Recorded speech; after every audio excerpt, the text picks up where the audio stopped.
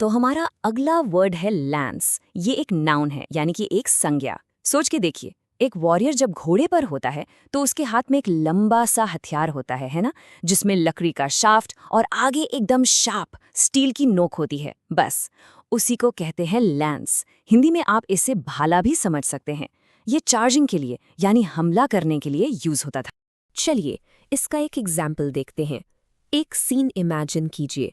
पुराने जमाने का एक योद्धा, जिसे हम मिडीवल नाइट कहते हैं, अपने घोड़े पर सवार है और उसके हाथ में एक भारी सा भाला है।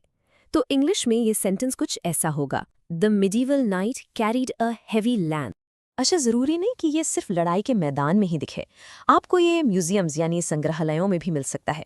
मान लीजिए आप म्यूजियम गए हैं और वहाँ 15वीं सेंचुरी का एक असली लैंस रखा है, तो उसके लिए सेंटेंस होगा, the museum exhibit featured an authentic lance from the 15th century. अब थोड़ा एक्शन देखते हैं। एक घुड़सवार है जो तेजी से आगे बढ़ रहा है और उसका जो लैंस है वो बिल्कुल उसके निशाने की तरफ है। पूरा एक्शन पैक्ड सीन है, right?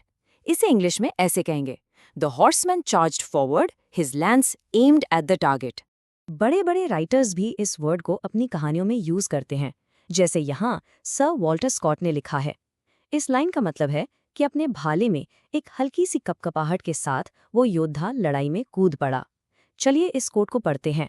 With the shiver of his lance he rode into the fray. अब आते हैं सिनोनिम्स और एंटोनिम्स पर। सिनोनिम्स यानी मिलते जुलते शब्द हैं स्पीयर, पाइक और जेवलिन। ये सभी हमला करने वाले हथियार हैं। और दूसरी तरफ हैं इसके एंटोनिम्स यानी इसके उल्टे शब्द। ये हैं शील्ड, आर्मर और डिफेंस। तो एक तरफ अटैक है और दूसरी तरफ बचाव।